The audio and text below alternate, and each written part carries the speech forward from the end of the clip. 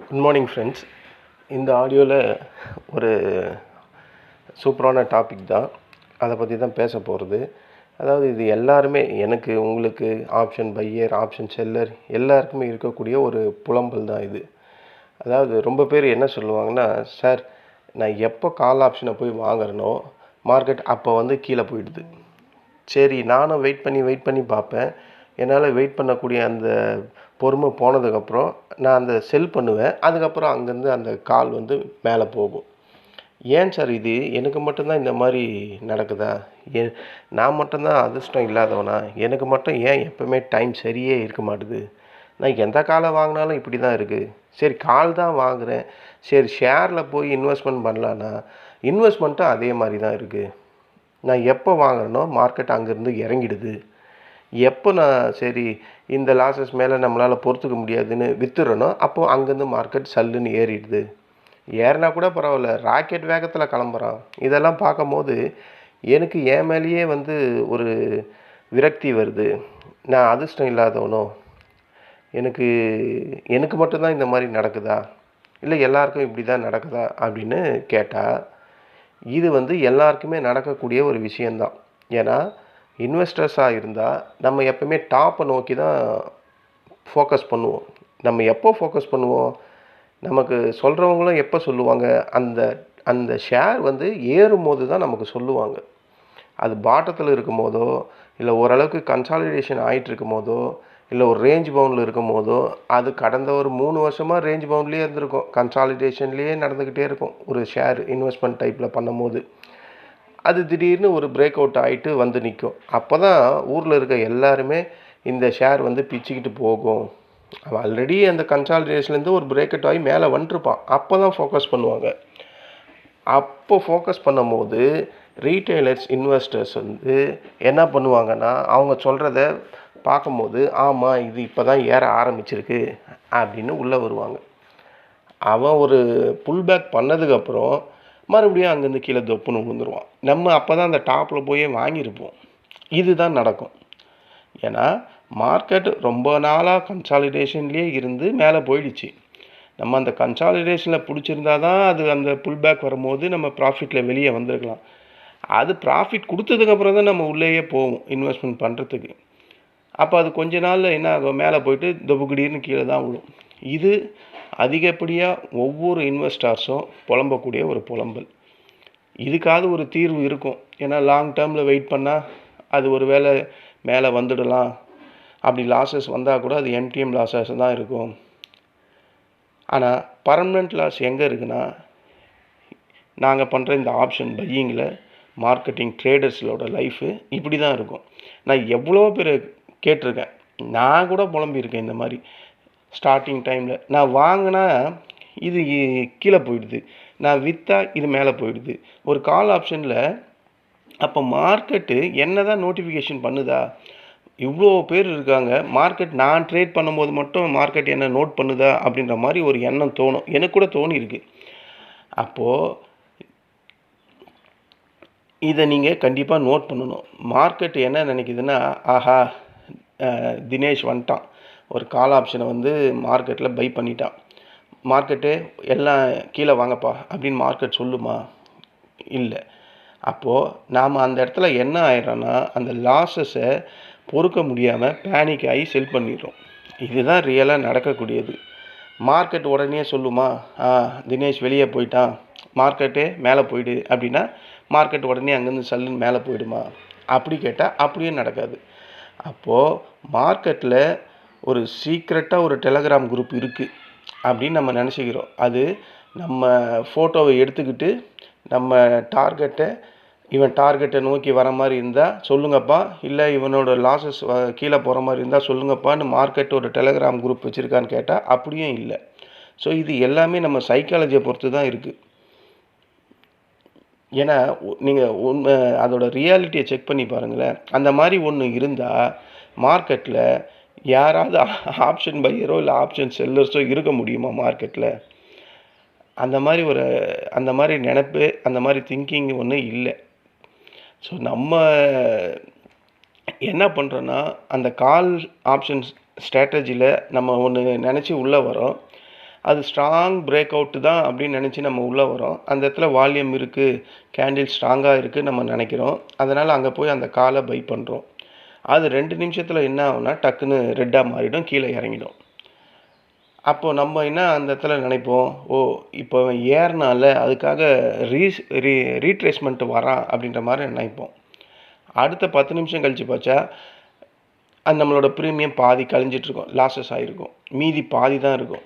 அப்போ உடனே நம்ம என்ன சொல்லுவோம், அட போங்கடா மார்க்கெட் மேனிப்புலேஷன் அப்படின்னு நினைப்போம். உடனே என்ன பண்ணுவோம், அந்த இடத்துல போய் அந்த வாங்கின காலை செல் பண்ணுவோம். அதுக்கப்புறம் அடுத்த கேண்டில் பார்த்தா வாங்கின அது க்ரீன் கலரில் ராக்கெட் வேகத்தில் மேலே போயிடும். அப்போ நமக்கு வரக்கூடிய அந்த கான்ஃபிடென்ஸ் அது வேறு மாதிரி இருக்கும். அப்போ என்ன தோணுன்னா, அடடா நம்ம அர்ஜென்ட் பட்டுட்டோமோ, நம்ம இந்த இடத்துல செல் பண்ணது தான் தப்பு, மார்க்கெட் கண்டிப்பாக திரும்பும் அப்படின்றத நம்ம நம்பாமையே செல் பண்ணிட்டோம் அப்படின்ற மாதிரி திங்க் பண்ணுவோம். அதாவது ஒரு மைனஸ் நடந்தால் அதுக்கேற்ற மாதிரி திங்க் பண்ணுவோம். அதுக்கு அப்படியே ஒரு பாசிட்டிவாக நடந்தால் நம்மளே குறை சொல்லிப்போம். ஸோ இங்கே மார்க்கெட்டில் எந்த பிரச்சனையுமே இல்லை. எல்லாமே நம்மளோட திங்கிங், நம்மளோட சைக்காலஜி மட்டும்தான் இங்கே. அந்த மாதிரி திங்க் பண்ணுறதுனால தான் உங்களை பற்றி நீங்களே நான் அதிர்ஷ்டம் இல்லாதவன், எனக்கு நேரமே சரியில்லை, நான் எதை தொட்டாலும் இப்படி தான் ஆகுது, கால் வாங்கினாலும் இப்படி தான் ஆகுது, இன்வெஸ்ட்மெண்ட் பண்ணாலும் இப்படி தான் ஆகுது அப்படின்லாம் ஒன்றும் கிடையாது. அப்படின்னா இது எல்லாருக்குமே இப்படி தான் ஆகுது. அப்போது உலகத்தில் ட்ரேடிங் பண்ணுறவங்களும் இன்வெஸ்ட்மெண்ட் பண்ணுறவங்களும் எல்லாருமே அதிர்ஷ்டம் கெட்டவங்கன்னா, நீங்கள் கடவுள் நம்மளை மனுஷனாக பிறக்கிறதுக்கு லாக்கி இல்லைன்னு தானே அர்த்தம். மனுஷனாக பிறக்கிறது மிகப்பெரிய ஒரு பாக்கியம் அப்படின்னு ஒவ்வொரு ஆன்மீக புக்குலேயும் சொல்கிறான். இருக்கிற பிறப்பிலே மனித பிறப்பு தான் உயர்ந்ததுன்றான். அப்பேற்பட்ட பிறப்பில் பிறந்துட்டு உங்களை நீங்களே ஏன் டீக்ரேட் பண்ணிக்கிறீங்க? அதிர்ஷ்டம் இல்லை, எனக்கு நேரம் சரியில்லை அப்படின்லாம் ஒன்று கிடையவே கிடையாது. நம்ம சைக்காலஜி தான் அங்கே ஒர்க் அவுட் ஆகுது. அதை நம்ம புரிஞ்சுக்கணும். சில பேர் புட் ஆப்ஷனை வாங்கிடுவாங்க. புட் ஆப்ஷன் வாங்கினதுக்கப்புறம் ஸ்ட்ராங்கான ரெசிஸ்டன்ட் வந்துடுச்சு, இந்த லெவல் அது கண்டிப்பாக உடைக்காது, நம்ம ஒரு புட்டை எடுக்கலாம். 2 நிமிஷம் கழித்து பார்த்தா அந்த 2 நிமிஷம் அந்த ரெசிஸ்டண்ட்லேயே சைடு வேலையே போகும்.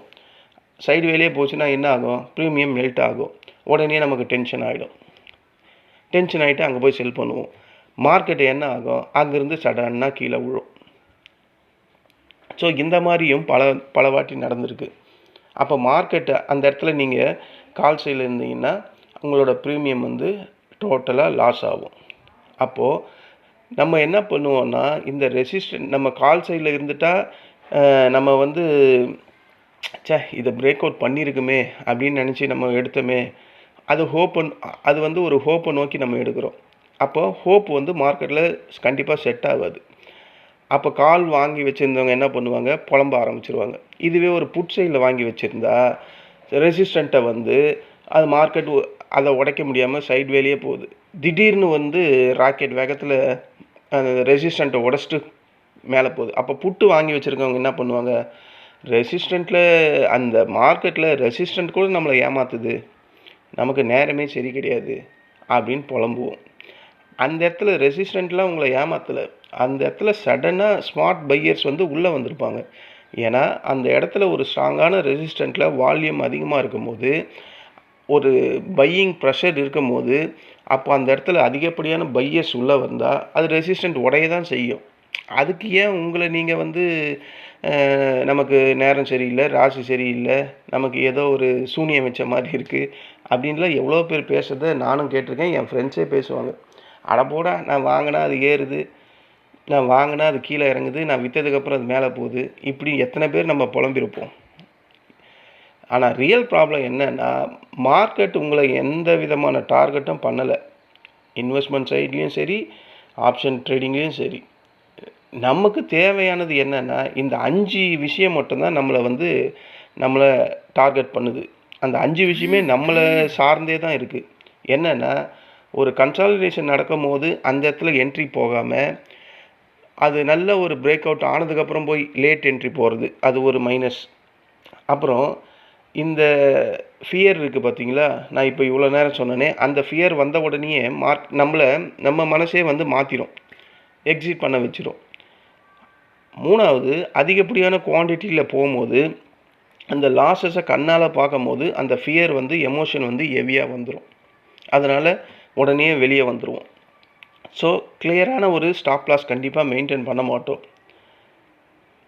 ஆனால் இது எல்லாமே நான் சொல்கிறது எல்லாமே ஆப்ஷன் பையராக இருக்கட்டும், ஆப்ஷன் செல்லராக இருக்கட்டும், மார்க்கெட்டில் அனுபவம் இல்லாதவங்க பண்ணுறது, ப்ரொஃபஷ்னல்ஸ் பண்ணுறதை நான் சொல்லலை. ஓகேங்களா? ப்ரொஃபஷ்னல்ஸ் வந்து அவங்க என்ன தான் அவங்களுக்கு சைக்காலஜி இதுவானாலும் அவங்களோட அந்த பிரின்சிபல்ஸ்லேருந்து வெளியே மாறவே மாட்டாங்க. அதை ஸ்ட்ராங்காக இருப்பாங்க.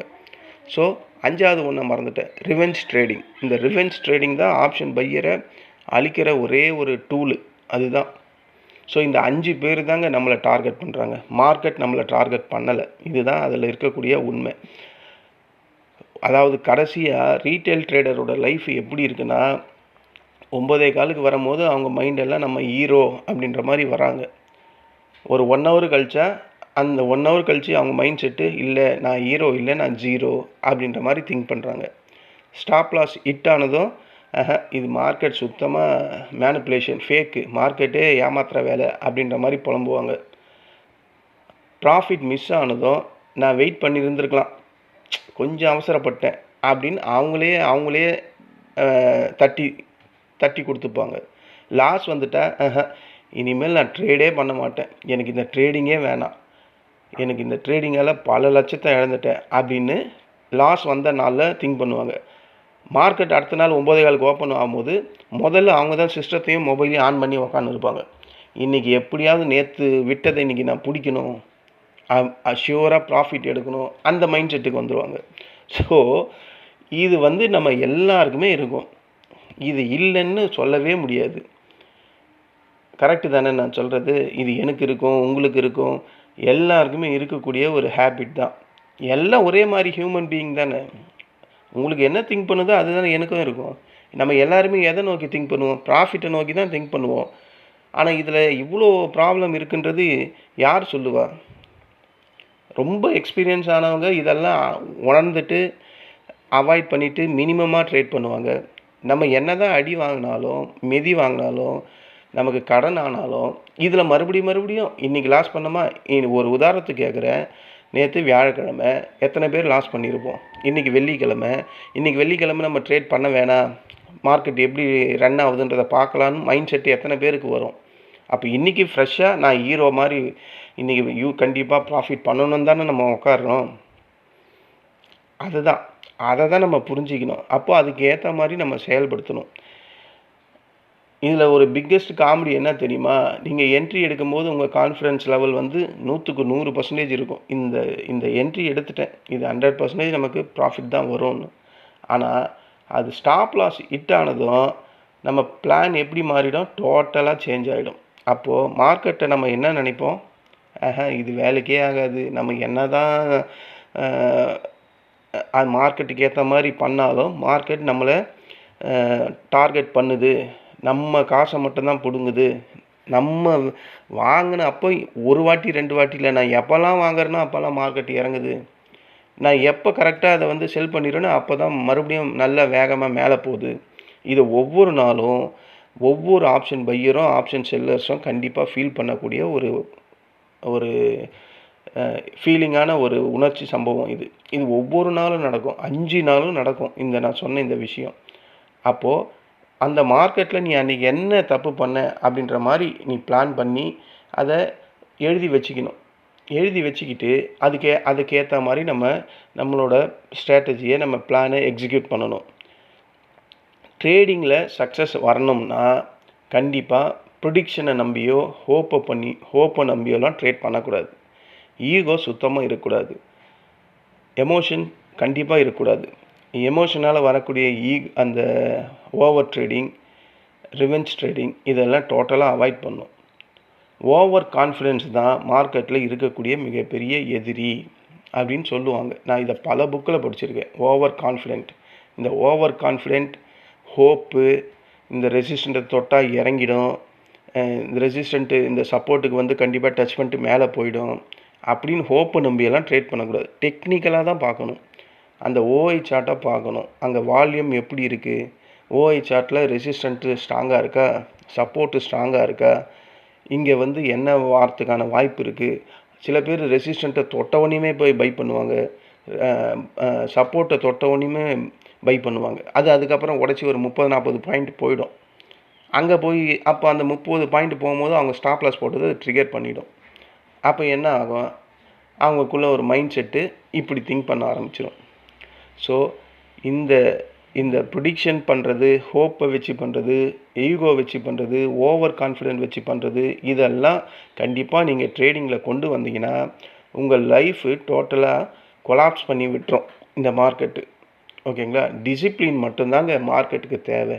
டிசிப்ளினாக நீ ட்ரேட் பண்ணால் மார்க்கெட் உங்களுக்கு கண்டிப்பாக ரெஸ்பெக்ட் பண்ணும். எமோஷனாக பண்ணிங்கன்னா உங்களை மார்க்கெட் கண்டிப்பாக பனிஷ்மெண்ட்டு தான் பண்ணும்.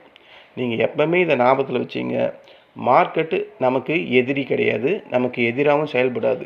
மார்க்கெட் சொல்கிறது என்னென்னா, மார்க்கெட் எப்போவுமே என்ன சொல்லுதுன்னா, நம்ம ஆப்ஷன் பையரையும் ஆப்ஷன் செல்லரையும் பார்த்து, தம்பி நீ கொண்டு வர காசு எனக்கு எதிரியெல்லாம் கிடையாது.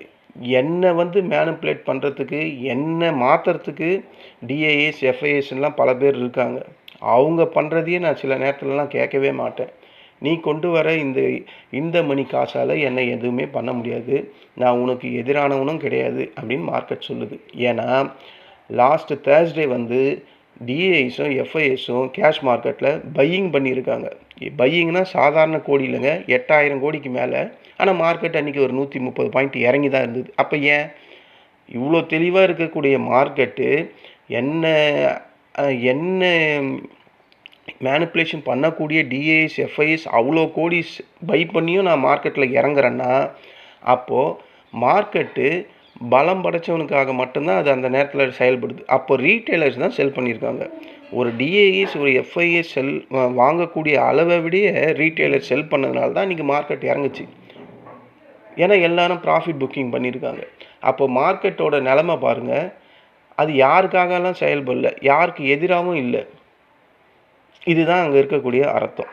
ஓகேங்களா? இப்போ நம்ம ப்ராப்ளம் புரிஞ்சிடுச்சா? நம்ம ப்ராப்ளம் என்ன, ஒரு ராங் டைமில் லேட் என்ட்ரி எடுக்கிறது. கன்சாலிடேஷன் ஆகும்போது எடுக்காமல் ஏறினதுக்கப்புறம் போய் டாப்பில் போய் இன்வெஸ்ட்மெண்ட் பண்ணுறது, இல்லைனா ஆப்ஷன் பையிங்கை வாங்கிறது.